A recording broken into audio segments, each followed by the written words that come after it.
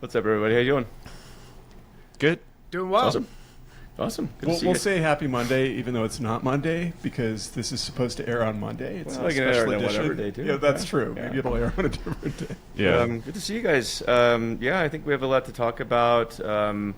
In some way or another, Matt made the connection with modular data stacks, composable data stacks, and you guys have different opinions. And Yeah, Good well, job. I mean, I want to hear the opinions from our two guests today, because I mean, both of you are very much in the space, but coming at it from different directions. So, Nick, obviously, you care a lot about orchestration. Let me ask you, like, how many of your customers are dealing with like several different tools in their stack versus just orchestrating a single tool? Well, I mean, it's kind of definitional. I think that like almost anyone who's going to use our product is going to deal with multiple tools. If there's anything I've learned, I kind of there's sometimes you learn things and sometimes you like double down on the things you believed already. And like one of the things I doubled down on in part of this journey is like the world of data platforms is complex and heterogeneous and context specific, and that as time goes on, I only believe that is more and more true. Like I kind of frame the world as like it was the era of big data, now it's the era of big complexity. Like that's like the problem we're all solving. Yeah. And Yep. like big complexity is only getting bigger. And that's been my experience. And you have, teams that are super challenged to deal with both the complexity of the world and the complexity of their tool chain that needs to model that world. And that's very challenging. Yeah, and obviously, like data exchange between tools is a crucial part of that, and we're moving into a world where increasingly that's done through file formats. I mean, that's been the case for a long time, but we're only moving more in that direction. So, Wes, maybe you can give us just a quick take on, like, I heard your talk at Jay on the Beach, and my understanding is you're very interested in composable data stacks and the file formats and table formats that support them. So why don't you just intro that idea a bit?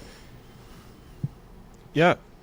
I mean, I think, maybe, 2024? So we had the first era of big data systems in the late 2000s with Hadoop and HDFS, which were open source clones of things that Google had built and written papers about. And we had a whole ecosystem of computing engines and storage and different systems that built around HDFS and Hadoop MapReduce. But basically all the systems that got built were like pretty complex to operate and run. They were hard to develop. They were all written in Java. There are these pretty kind of difficult to wrangle systems, and they were also super inefficient. And so then during the 2010s, that inefficiency of these systems, and in particular creating heterogeneous data pipelines, started to create a lot of pain for the ecosystem. Let's say, well, it isn't that I can't do everything in one big MapReduce job running in Hadoop MapReduce. Realistically, I actually need to use a bunch of different systems to build a complete data pipeline. And this was before the scramble to do machine learning and now AI, which has made the whole pipeline even more complex. So there was this burgeoning pipeline heterogeneity in the types of computing that's happening in an end-to-end data pipeline, from the raw data processing to ETL to feature engineering to modeling and model inference and so forth. But at the same time, hardware became exponentially more efficient and more powerful across all the dimensions in computing, parallelism, the number of CPU cores that you can get on a server processor, the speed of networking, the speed of disk, the latency of disk, the speed of networking in data centers, and then also we have now ubiquitous elastic cloud compute. It used to be you had to build your own data centers. The first era of big data systems, people were literally renting data center space and buying tons of racks of servers, and now an individual can spin up hundreds of nodes with a YAML script and kind of bootstrap their own infrastructure, really, of course, with a hefty bill paid to Jeff Bezos or whoever else is collecting rent on that infrastructure spend. But we've entered into a very different world, and so on one end, we have to build systems to provide efficient use and to facilitate that pipeline heterogeneity, but we also have to create systems to manage the complexity of like the operational cost of running those systems, making them observable, and so that we can also like have visibility into like what's inefficient, like what do we need to improve, like what's like not working well, like what's breaking, like what's what's unstable. Now we're starting to talk about durable execution. I'm sure we could talk about that like on this podcast. But yeah, we've got lots of interesting stuff happening all up and down the stack, and it's a very interesting time to be involved in this space. We've come a long way, but it's not surprising that circa 2013, 2014, still like very primordial when you think back on like the way that we were doing large scale data processing compared with what we have now. Yeah, no, that's fantastic. And I think broadly, Nick, you brought up this point of big complexity, and Wes, you're alluding to kind of the same thing. And to me, one of the key challenges right now, when I think of complexity, is just like the human cost. We so often think in terms of machine cost, but the reality with MapReduce is that it was like very, very labor intensive, right? If you wanted to run one query, you got to program a MapReduce job in Java. Or actually I met one guy who was an intern at Google in the early days who was writing text MapReduce jobs in C++, which sounds absolutely horrifying. In the context of this, I mean, part of reducing the complexity is just having better tools like basic schema management and such. And in the Hadoop world, we kind of got to that at the tail end, but we were still struggling a bit. I think in this era, we've seen Iceberg emerge as like a main format in terms to do in our ability to do things like that. Nick, what do you think about the acquisition? I mean, I know at this point this news is a couple weeks old, but I think you have some opinions about this that will be interesting. So that is specifically the Databricks acquisition of Tabular, the company that backs Iceberg.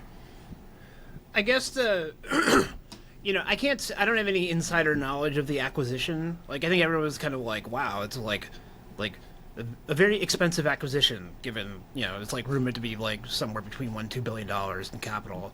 And for a relatively small company that is implementing an open standard.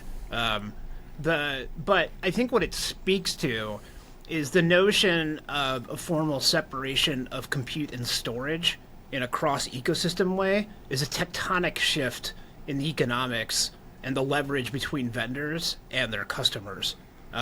So no matter what, Snowflake, Databricks, I call them data hyperscalers at this point, 'cause it's kind of like vendors kind of have a similar relationship to them with the cloud providers with their hyperscalers. Like they need to participate in this layer because customers are understandably demanding it. And that is very strategic. Like if you go to the Databricks conference, they harped on two things a lot, which is one, embrace of open table formats, and then two, that we Databricks are way more efficient at very, very large data sets than Snowflake. So I think like their strategy on that front is clear, which is to like get people to use open table formats and then can persuade them to start moving over their large workloads over to Snowflake, from Snowflake onto Databricks, what I think is pretty interesting in terms of that. So, I can't speak to the internal strategery of why it got bid up so high. Like it clearly was a bidding war between Snowflake and Databricks, and then this caused all these, I think we're going to get into this, all these sort of like bizarre announcements of catalogs which actually don't exist yet. But they all want to be like part of the future of this. They see the customer demand and they want to be positioned to take advantage of that going forward, or be best positioned to provide the most value. It's very exciting though. Like I think it's like great for like the development of open table formats is great for the data ecosystem and great for the data platform builders at companies. That's kind of who I think about all the time. So it's all very exciting. What are your thoughts, Wes? Yeah, well, I was an angel investor in Tabular, in part because very nice. Which was drinks on Wes. drinks on me. But I aside from having invested in Tabular Series A, and I don't have a lot of insider information, or insight into exactly how things went down, except that I'm just I'm thrilled for Ryan Blue and the team. What I've told everyone is like, you couldn't meet like a more humble, like hardworking group of entrepreneurs, and so to see them succeed like at that magnitude, like just as a fellow founder, like makes me super happy. Yep. So I think it's just an amazing outcome, and I think that I think really highly of the the Databricks team. I think they've been really kind of forward thinking, like kind of across a lot of dimensions. So I think it's very exciting. Of course, it leaves a lot of questions about the future of open table formats and how how will Databricks and Snowflake engage with those open source communities. And so I think I saw somebody on Twitter comment, "Oh, now like 2 of 3 open table formats are in one very large commercial company, and that potentially poses some risks for Actually, the ecosystem." I didn't realize this, but there's also now 2 competing meta open table formats. There's Xtable, which is supposed to handle Iceberg plus hoodie, and then Databricks has their own uniform, right? So now there's like layers of stacks. It's like crazy. So like Databricks is called Unity, and then Snowflake has Polaris, I guess. Like I haven't looked at the details. The REST server. Okay, yeah. But I just saw like OneHouse, like the Apache Hoodie company, just raised $35 million. They've got this, as you mentioned, like Xtable project, which is being incubated in the Apache Software Foundation. Okay. That's OneHouse's project. That's right. Yeah. Okay. It's all coming together. Yeah, but at the same time, like I think another thing that's interesting is like around the file formats themselves. Like, I've done a lot of work on Parquet. Like built a lot of the Apache C++ implementation of Parquet, like Python and R support. And Iceberg was originally built. So the way that I met Ryan Blue and got involved in Iceberg and Tabular was that I was at Cloudera with Ryan Blue. So I met him there. His work on file formats, Avro and Parquet really impressed me. And so when I saw him starting to work on with former LinkedIn folks at Netflix on Iceberg, I was like, this is a project to follow. And so we were actively in the Arrow community. We were really looking for ways to interact and engage with the Iceberg community. And we started thinking about like, how do we represent materialized views and other things in Iceberg? And that led to the creation of the Substrate project, more recently. So there's been some like kind of fruitful collaborations around that. But with the file formats themselves, like now, like more recently, there's like people are starting to talk about next generation file formats taking advantage of cutting edge research and columnar compression, stuff that's happened in the academic research community. So Facebook, Meta has a new columnar file format called Nimble, which is partly based on some research work at Google inside the Priscilla query engine, and there's Daniel Abadi has a new file format called Boolean, co-developed with a researcher from ByteDance, TikTok. There's a TU Munich has a new file format called Better Blocks, and so there's a lot of like energy and like stuff happening kind of in this space. So I think on combination of like open table formats, like how do we handle tabular metadata at scale so that we can build these open data lakes and like wrest control away from the data hyperscalers so they aren't controlling all of our data, and that we can we aren't forced to buy all of our compute from them as well. But at the same time, like we have to continue to innovate at the storage level to like store data more efficiently, access it more efficiently. But I think both of those things are happening. So I foresee it will. I think we just have to. We have to fight back against the sort of insidious possible like closed sourcification of data lakes, and it seems like people are keeping an eye on that, but still, like we must be vigilant. Mm-hmm. I'm curious to see what happens with Hoodie too. I was thinking about it the other day. It feels like it's actually I think the pronouncements were kind of doom and gloom at the time of the announcement, but I actually think it's a good opportunity for exactly the reason there's a third option now. So, Wes, I have a question for you. What's it the technical differentiation between Iceberg, Hoodie, and Delta? Like, is it substantial, or are there like more like arbitrary implementation choices? Like, I'm not familiar with the details. You know, like I'm not either, to be honest with you. I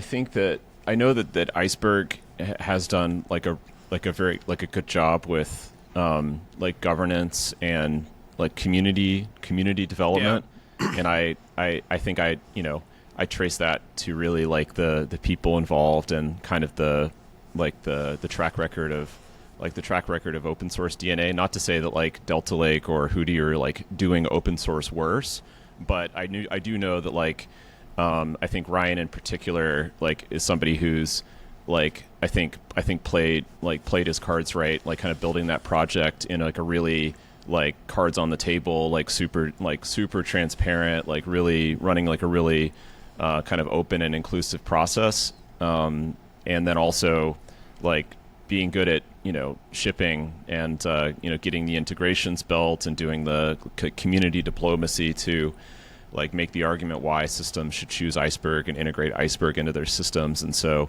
I think like partly why the bidding war, again, I don't have insider information, I'm just speculating, but maybe partly why there was so much interest in Tabular from Snowflake and Databricks is because in a sense like having like a third-party company making it easy for customers to like build and operate their own data lakes with these low-cost, maintenance services from Tabular, in a sense, is like kind of threatening to Snowflake and Databricks' business. Say, hey, no, we want to do that for you. Like we want to be, we want to collect some margin on like the maintenance of like all these data lakes. And so, but at the same time, like I think what probably for me the most interesting thing about Tabular being taken out is that I think it creates a lot of opportunity for other startups and other players to step into that gap, because there really is, because many people's data lakes aren't that big, and so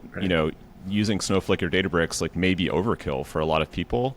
And so if they can build and maintain like an enterprise grade data lake at low cost and have freedom of compute, in the sense that like they can use serverless DuckDB, or they can use, they can run their own, run Kubernetes and use Dagster on it.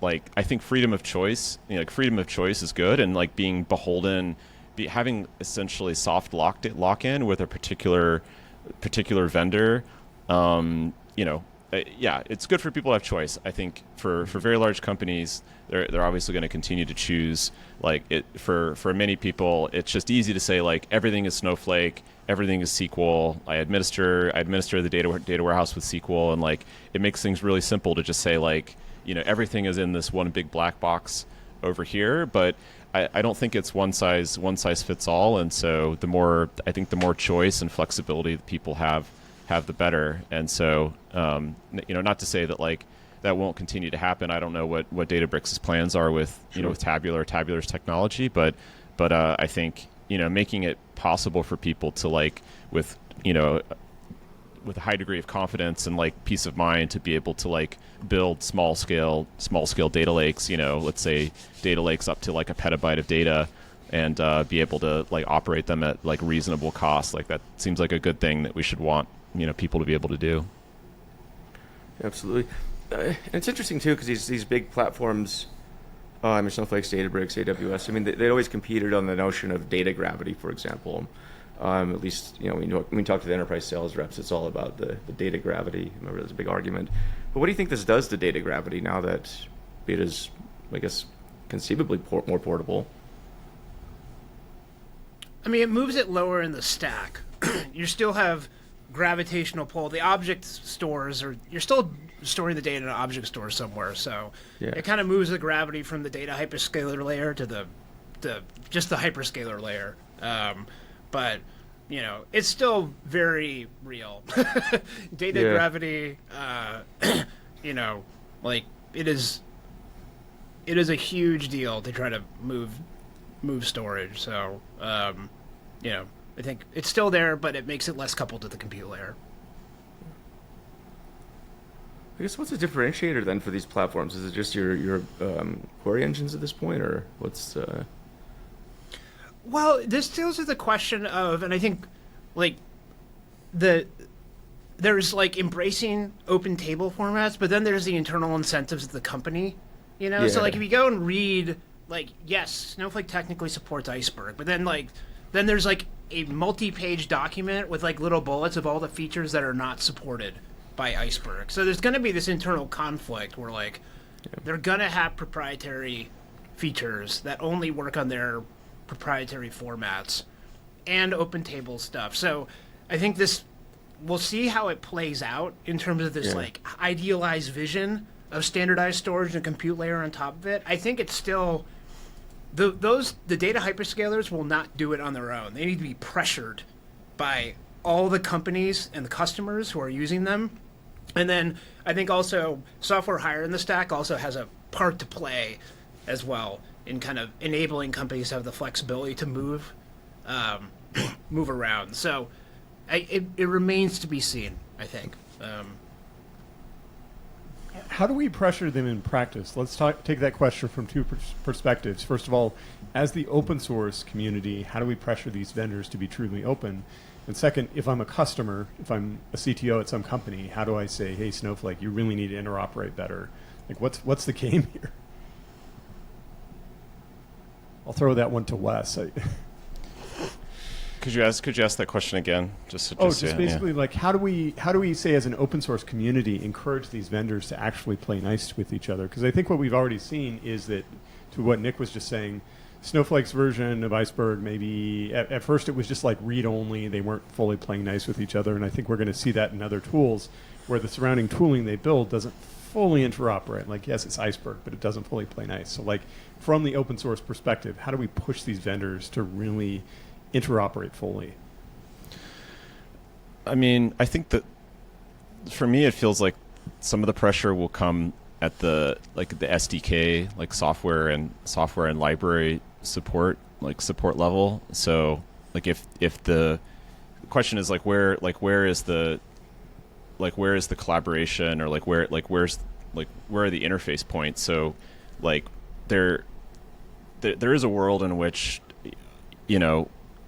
Snowflake and Databricks or other companies, not just them, but there's nominal support for Iceberg, but that support for that Iceberg layer isn't very accessible to you, and so you aren't consuming it through a Rust client for Iceberg, or a Go client for Iceberg, or what have you. And so in a sense, your ability to engage directly with the open data lake is limited to going through their platform, their compute services, their metadata services, catalogs, and so forth. But I think because the goal with having an open data lake is that yes, you can have these scalable compute services that are offered, but that you also have the ability to say it's your data, it's in your S3 buckets, and you can get at the Iceberg manifest or the Xtable manifest and use the open source libraries that exist to do transactions on the data and run your own jobs, and basically work develop applications that are outside of using those walled garden compute services. And so that's definitely a risk that we end up with an open data lake in name only, but in practice you're kind of forced to access it through this through this walled garden. That's really interesting. I guess the thing that I've been thinking about too is there's this whole other area of machine learning. Do you think that there's going to be the equivalent of open table formats for ML, embeddings vectors or something like that? I think so. I mean, there's multiple, there's a number of startups working on basically AI data lakes, or data lakes for multimodal data. I know like LanceDB is working on that. Yeah. That's super interesting. Yeah, like I know, like I know another team called Spiral DB that's like interested in that. There's I'm sure there's others that I'm not familiar with, but these are like just people in my orbit that I've seen. I think it's a very important. I think that's a very important problem because the oh, there goes Nick's camera.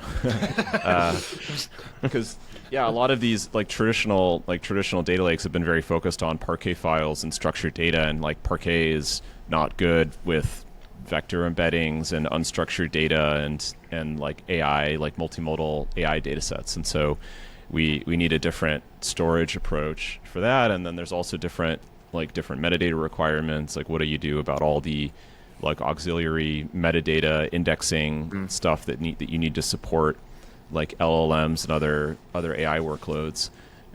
So it's possible that there could be some kind of, sort of mega open data lake format that encompasses, structured data sets as well as AI and multimodal data, but we're not quite there yet. I think we're still given that there's like several open data lake formats for structured data. Like that's still a problem that we're trying to figure out the best way to solve that and get people coalesced on like interoperable solutions.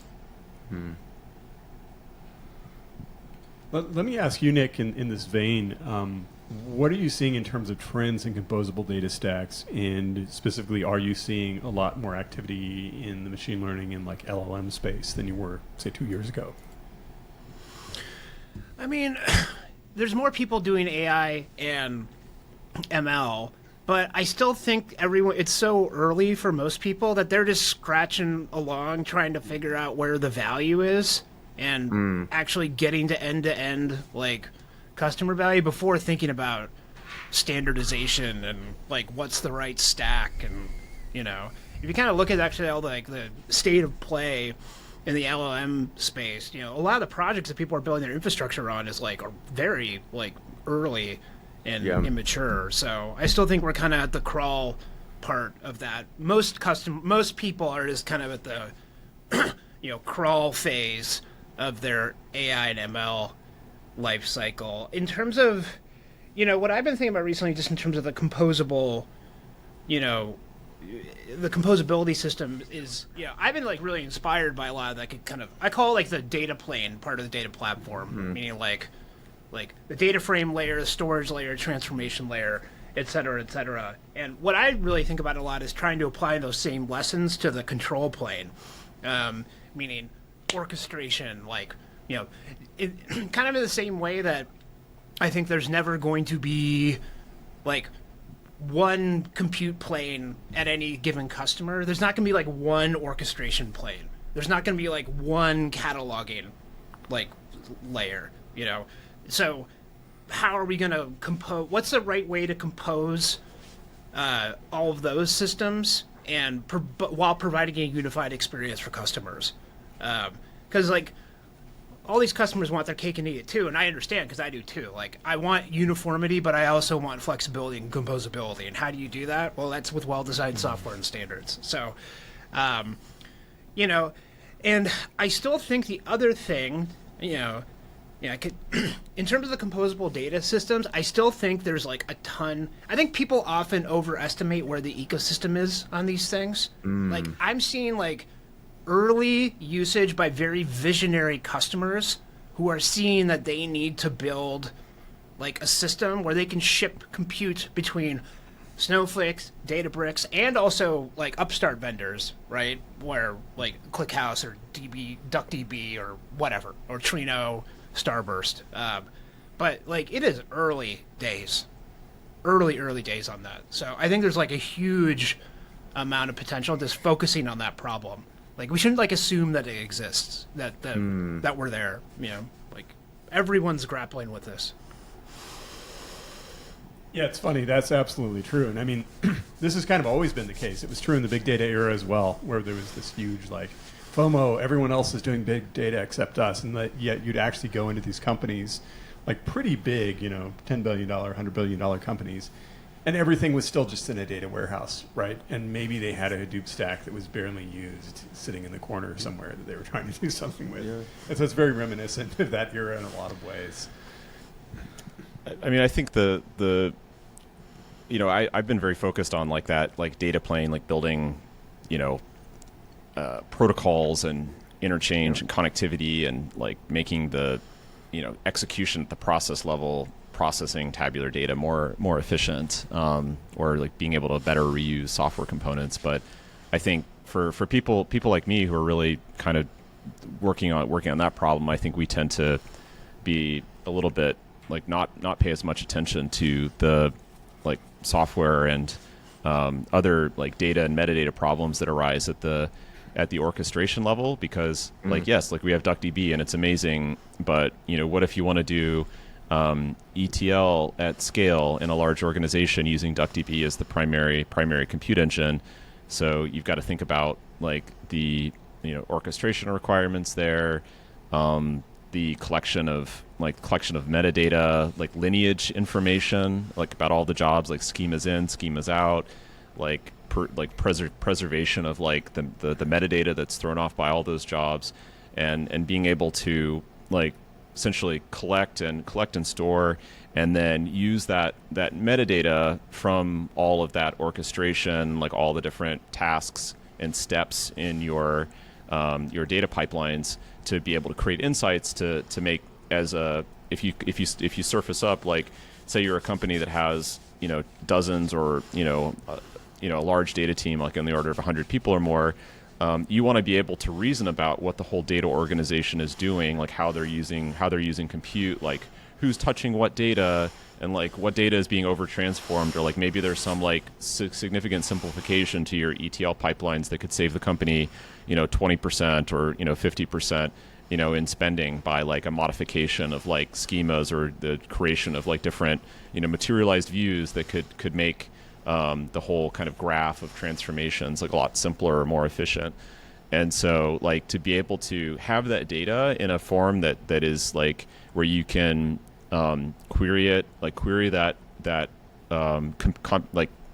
compute metadata and then reason about it is a very hard problem. And I think it's one that like I personally don't have that much exposure to. So I'm interested kind of like, just to hear Nick's perspective on that. Like one of the first times I met Nick, like he was showing me like very early versions of Daxter, and I was just like, I was kind of blown away by like the crazy stuff he could do with GraphQL, and like being able to like wrangle kind of all of this like telemetry data that's thrown off by these jobs. And so I can imagine that like it's a pretty, there's no shortage of different systems that you could build to make like that information, that auxiliary information that's thrown off about a data platform, to make it like more like easier for people to understand and act on.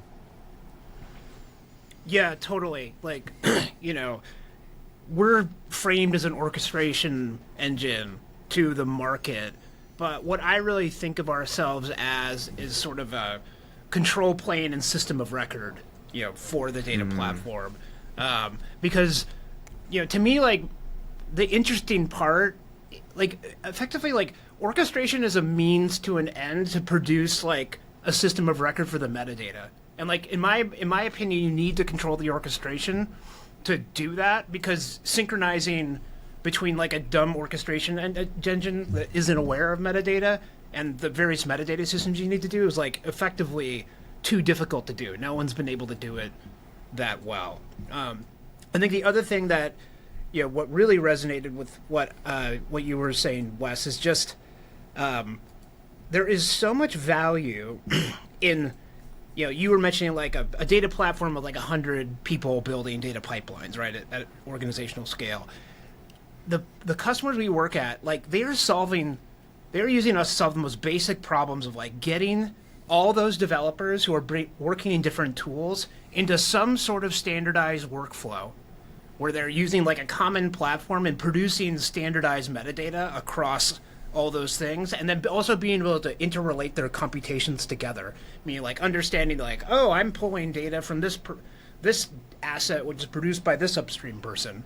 And these data platform folks to solve this problem are really it's a socio-technical problem because they're managing a bunch of different stakeholders across the org and trying to construct the tool chain so that they're kind of building a cohesive system.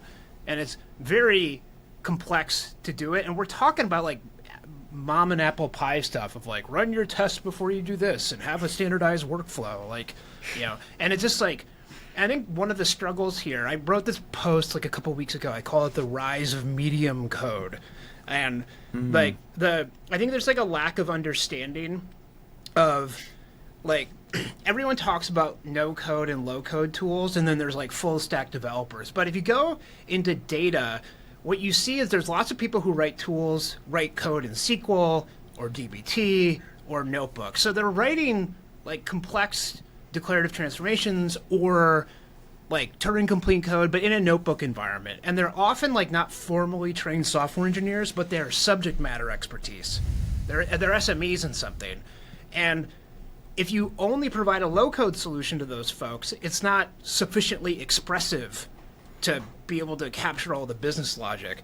But they don't want to do a full stack software engineering process. So I think like enabling those medium code practitioners to successfully participate in a software engineering process without being overburdened by it is a huge part of this. Because if you can get them in that flow, so to speak, then you can actually like onboard them onto a cohesive platform, which ends up... Anyway, I kind of ranted about a bunch of different subjects there, but yeah, Wes, everything you were saying like super like resonated. Like, yes, we're an orchestration engine, but like I think in the end, it actually, the value delivered to the organization is like the having this like actually trusted system of record for metadata. Yeah, I saw your post about medium code. I thought that was fantastic. I mean, I think from our perspective, if you read our data engineering book, I mean, it's about data engineering, but a lot of what we argue for is that data engineers shouldn't be wasting a ton of time on the simple stuff. In other words, wherever possible, just kind of use off-the-shelf tools and make the off-the-shelf tools do the work until you get to a hard problem and then drill down. Like, you shouldn't be writing low-level MapReduce jobs for really simple transformations, right? You should just let a tool do that for you. And I kind of look forward to an era, and I think, Wes, you were alluding to this, where we can like code a data pipeline, and then instead of Airflow is a huge advance and is still really useful. Basically, if you use Airflow, there's a lot of like fussing around with defining the DAG and exactly what's going to happen in each step of the DAG. And ideally, in the future, what we would do is you define the pipeline, and then your tool would decide, oh, I'm going to decompose this into a couple of DuckDB jobs, and then in this one spot, I've got a ton of data, so there I'm going to use Spark or something along these lines, where we kind of move up the abstraction stack so that theoretically you could build pipelines much, much faster. But then again, when you hit hard problems, then you drill down and say, why am I bottlenecking in this Spark step? And once it's compiled, then you can dig into the code and figure that out. And I think that's where we're still struggling, that it's bridging like the low code kind of thing, and then the high code, that in between is ideally where you want to be, but it's still really, really tough to bring those two ends together. Well, I was nerding out on this over the weekend. I was at the Deep Learning AI office with Andrew Ng and folks, and he's been diving deep into agentic workflows, AI agent workflows, which I think is fascinating. So basically, instruct one agent to write the code, another will test it and validate it, another will deploy it, and then it's this feedback loop. And it got me thinking, as I started diving into this over the week after I saw it, I was like, okay, I'm going to get into this. It's interesting how many parallels there are to, I think, the software workflow you mentioned, and also orchestration. As I started diving into a lot of these agent frameworks, they're basically just orchestration frameworks at the end of the day, which I thought was, yeah, it's an interesting leap. But I could see, I think to answer your complexity question, maybe something like that could help at some point once these tools mature a bit. But you want to talk about early days, like this is about as early as you're getting right now. Like this is like literally brand new. So. But. Yeah, call me a grumpy old man, but the multi-step agent coding stuff, I'm highly skeptical of the promises being delivered here, and I'm a little concerned about the overinvestment into multi-billion-dollar valuations for pre-revenue startups who claiming they're Tons, building yeah. artificial. I think like Devin, I think was the poster child. Yeah, Devin, I'm Yeah. kind of dunking on Devin a bit. I mean, they're all like brilliant mega geniuses who are in like math Olympiads, and I don't want to discount them, and I could be proven wrong and all this stuff. But I just think that people kind of like they go for this as like, oh, we're gonna have like an AGI, possessed demon writing code on your behalf, instead of like focusing on like we can make engineers 10 times more productive. Like, why don't we think about it as like a productivity tool? What do you think is like more realistic and still incredibly high value? Like so high value. And I think like, that was also kind of my what that was part of my point with this medium code thing. Is that I think of like the value of this, like these AI workflows is like empowering that medium code engineer to generate that code much more quickly and easily. But you still need to, like, it's software, right? You cannot, like, at some point you need to be able to interpret the output of it and like verify that it's correct. You can't have like an agent doing probabilistic output and then an agent doing probabilistic interpretation of that output and then like trusting that enough for software to be correct, yeah, especially for data pipelines where they should be ideally idempotent. So, like, I would hope they would work in a functional way, but I don't know. Yeah, because I remember there was I was checking out. I was reviewing a vendor's product where they had an AI generated data pipeline, and I was like, do you really want to do this? This seems like it might go a few directions depending on your prompt. And I was like, do you have to start doing prompt reviews now with your engineering team in addition to a typical pull request? Well, and they're probabilistic. Even if you do prompt reviews and even if you show it gives you the correct thing 99 times, it doesn't mean that it will give you the correct thing the 100th time, right? Yeah. And then also you have this issue with model version control where the vendors, it appears, just change out models without telling us and don't let you roll back to old models, which means something that worked yesterday might not work today.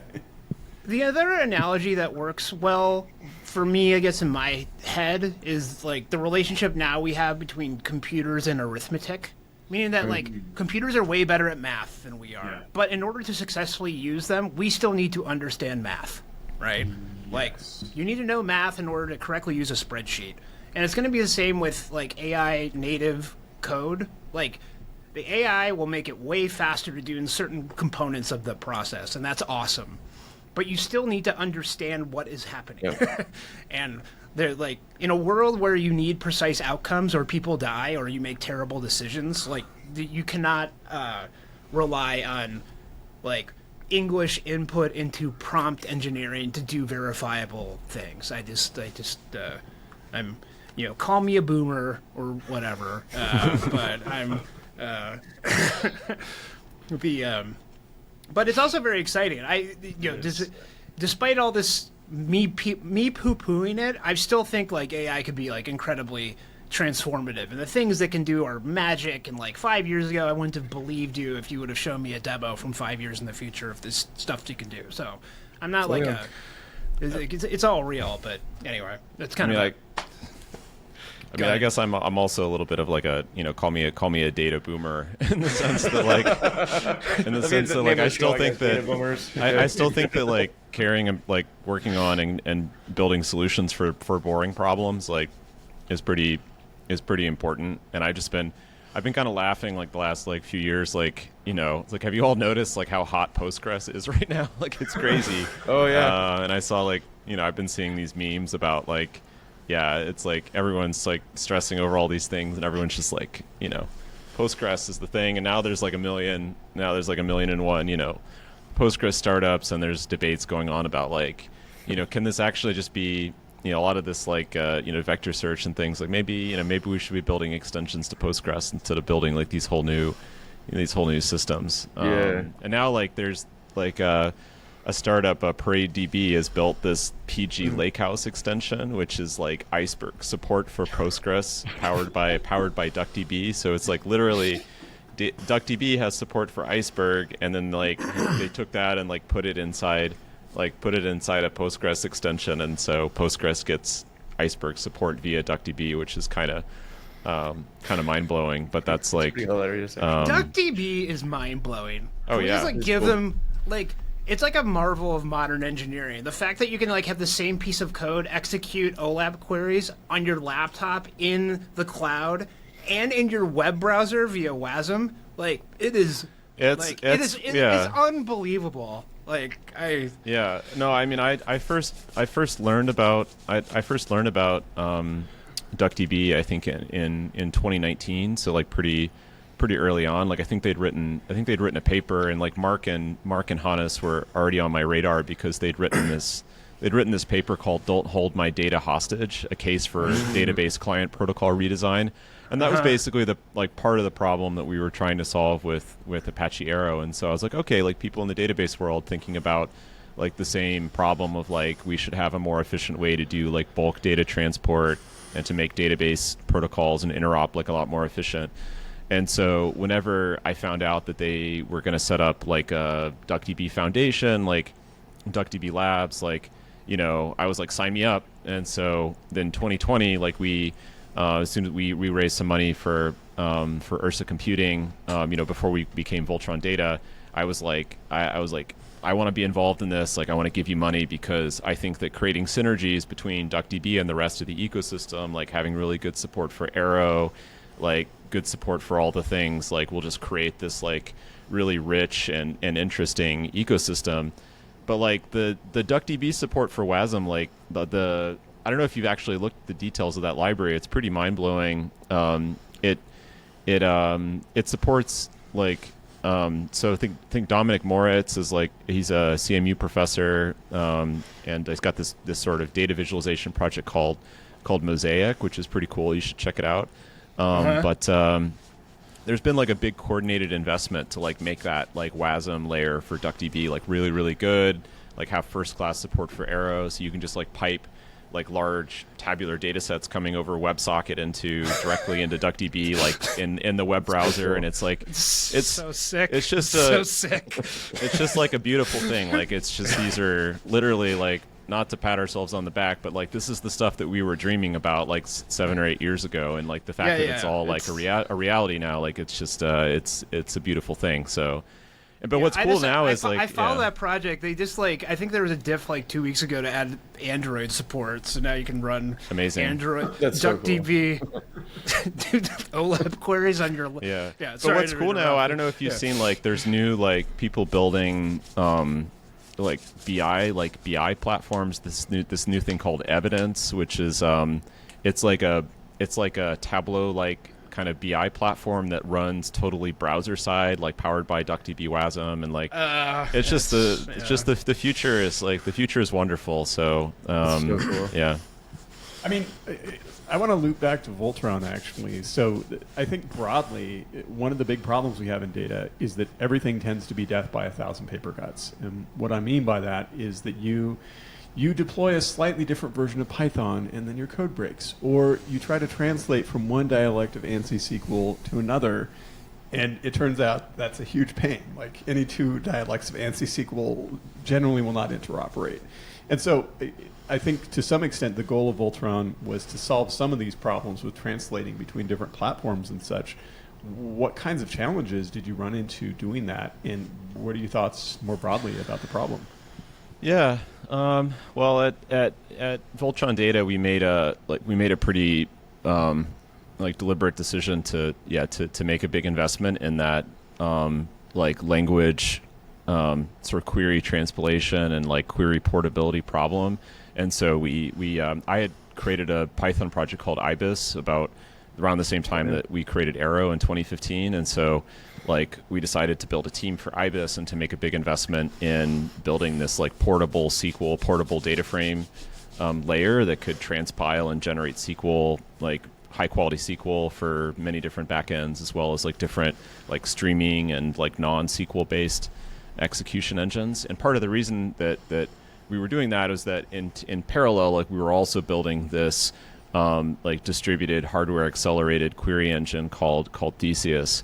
So basically it's really focused on Nvidia GPUs for hardware accelerated, data processing right now, but in principle it's accelerator agnostic. So it add support in the future for AMD GPUs or for, modular, like individual hardware accelerators for certain stages of data processing pipelines. And so we reason that by having like a, better query portability layer, so you aren't beholden to a particular SQL dialect, that would, make it easier for us to basically choose the execution engine or like the mode of basically rewrite the query to use either a different execution engine, like use DuckDB for certain small scale workloads, and then scale up to use Theseus for like much larger scale workloads.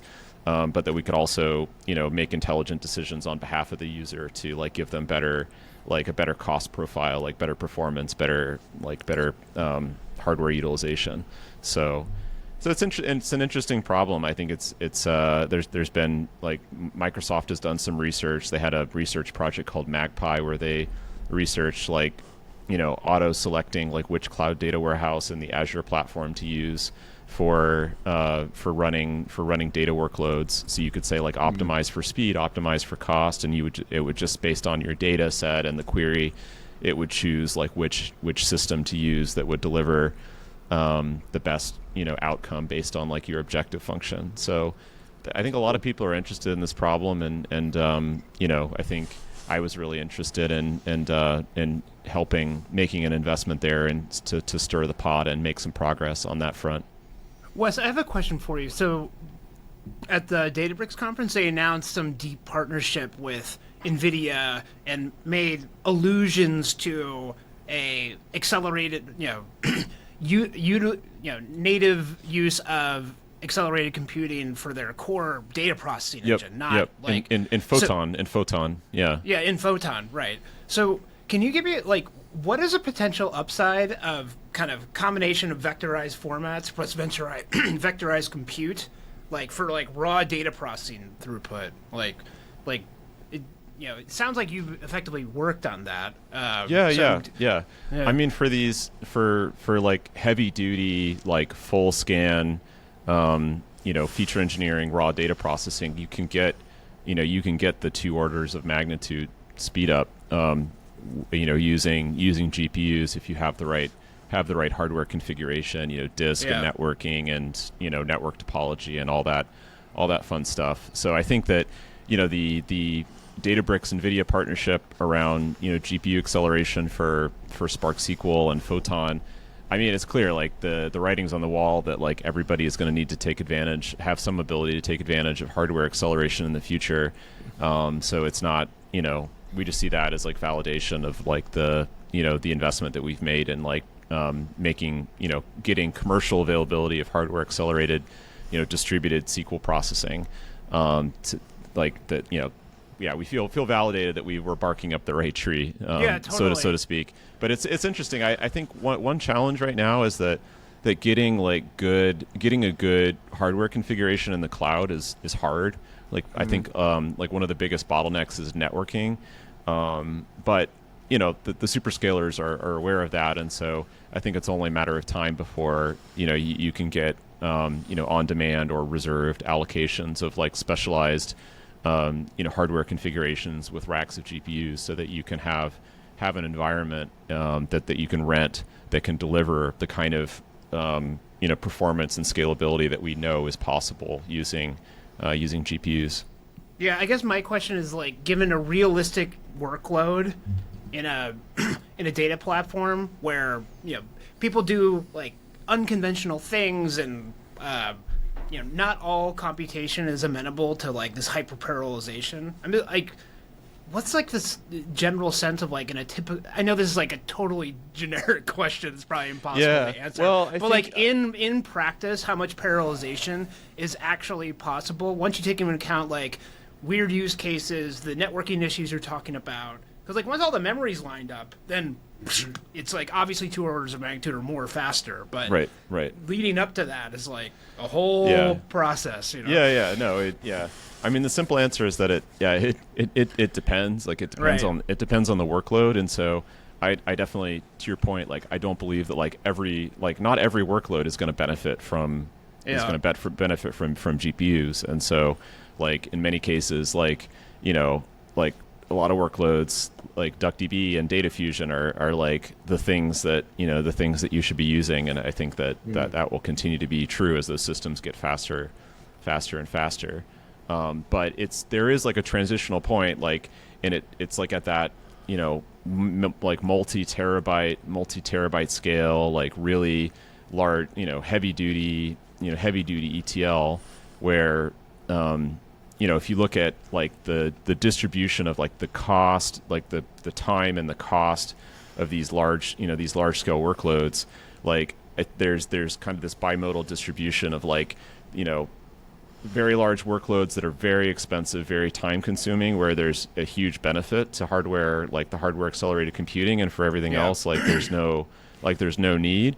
And so like I think the goal is to create, like what I've been talking about in my talks recently, is this idea of the multi-engine data stack, where like you can just use the efficient engine for like small scale, like small data, like medium data. But when you have actual big data, that you can transition to using like the efficient thing for like really, many terabyte, tens of terabytes data set, to get the 2 orders of magnitude speed up, or, or 40x speed up. And that over time, like that can be a big deal in terms of like, computing costs, like, and, carbon emissions and all that fun stuff. Yeah. No, I bet there's going to be like a specialized, like, kind of class of data engineer, like the really big data engineer who's hyper specialized to like getting massive parallelization at large scale, like the because there's going to be a lot. Anyway, I'm kind of freestyling here, but it's super interesting. Well, the funny thing too is that there might actually be a lot of benefit with this technology on just single laptops, because in the cloud, Wes, you were alluding to network bandwidth, like your network and storage are a pretty big bottleneck for large data workloads. But if you can bring the data to your SSD on your laptop, then or you bring it into memory, then suddenly the GPU on that laptop might have a pretty big impact on how quickly you can see query results as you're interacting with data dynamically. Cool. Yeah, freestyling is what we love here. So Yeah. thanks for freestyling, Nick. Cool. I guess it's probably a good time to close out about the hour mark. Yeah, thanks for the fun chat, guys. I don't know if we solved the problem of modular data stacks, but it was a fun discussion. So, on. Yeah, this was great. I mean, it's just kind of it's always a fascinating time to be in this industry. Things are just changing so quickly and don't seem to be slowing down. No, I call this, like, I think one of the biggest things that's going to happen next few years is like this. There's just going to be this tension between like all the big companies are going to try to vertically integrate and provide tools in every category, because like a lot of their customers just want out of the box solutions. There needs to be a countervailing force of like horizontal integration / composability, and I think it's going to carry out in multiple planes in the data stack. And yeah, so it's kind of like, what world do you want to live in? I hope so. A vertically integrated one, or one where it's horizontally integrated and best of breed. But it's really challenging to deliver like cohesive user experiences in the horizontal integration world. So whoever can do that can provide a ton of value for the community. Maybe you could do ecosystem. Hey man, I'm talking my book here. I gotta. I mean, it's like the tortoise and the hare approach. So I think the modular data stack, the horizontal approach, like is definitely the tortoise approach. Like it requires like a lot of open source diplomacy, a lot of coordination across projects, like getting people to agree to specialize and then work together like toward productive ends. Like it's very laborious, but we've had our heads down, like just doing that. And so I think having now we've got like really great, open source orchestration solutions. Like we've got good modular computing engines. We've got open data lake formats. We got open source file formats. Like, we've got protocols for building database drivers and building distributed systems that use these kind of open standards and protocols. So like all the pieces are falling into place. It's a lot longer than it takes a lot more time than building a vertically integrated system. But I think ultimately, like we're by kind of doing the like reverse Tower of Babel approach, like we're gonna get to some place that's like more interesting and ultimately like has like a lot better staying power, and lends itself also to better long-term maintainability because of like we don't have tight coupling between components, so that we can incrementally say, well, it's time to like rethink our approach to like this problem, and that can be a thing where it isn't quite Indiana Jones and the temple and the Raiders of Temple of Doom or Raiders of the Lost Ark, wherever he's like swapping the skull for like the weight bag. That it's like a little more elegant than that, than to like upgrading the stack. You might have just a meme might have just been born with that one. That's pretty Right. funny. Good work. No, but it takes leadership too. Like I really admire what has happened, like with Arrow and Parquet and Iceberg and all these layers of the stack. Like it didn't just happen. Like it's not just like the incentives arise and these projects materialize out of nowhere. Like Wes said, like it takes so much work. You put reputation online. You have to do all sorts of diplomacy. As you say, I really look up to what Wes, you and like Julian and that entire crew has done. Like the Hannes with DuckDB, as you can tell, I'm like worship at that project's feet. So yeah, no, it takes work. It doesn't just happen magically. But a few people who are super motivated and just determined to have vision can just make a ton of impact, massive impact. Well, thanks, guys. Good to chat. Really cool chat. Do you have anything? I Thanks guess so much. closing out. Do you guys have anything you want to plug, promote? Any projects, books? I don't think so. Yeah, Okay. I just I think it's an interesting time right now. It's interesting to not be working on LLMs or something related to LLMs. Like I definitely have some moments of self-doubt. I'm like, am I missing something? Like, should I be changing what I'm working on? But again, like maybe I'm like a data system boomer, and I just stick to working on problems that seem boring. But there's still a lot to do, and so just keep my head down, keep cranking on code. Well, all you if can it do, feels man. making you feel better, Wes, I am fully convinced that even in the LLM world, like always, like all the values in the data pipelines, like Yep. it's like the boring but important problem in data, which is like the nuts and bolts building of data pipelines and the data sets that get produced and data assets get produced by them. So I guess my only plug, I'm not gonna like pitch my product, but if you're a data platform engineer and you believe in a engineer-led world of data platforms where you can pick best-of-breed technologies and build a data platform for your company, you should come check Dagster out. That's my pitch. Oh yeah, It's the age of the data platform engineer. it certainly is. That's what I think. Awesome. Thanks, guys. Cool. Have a good one. Thanks for having us. You got it. Bye-bye. Thank you. Thanks for taking the time.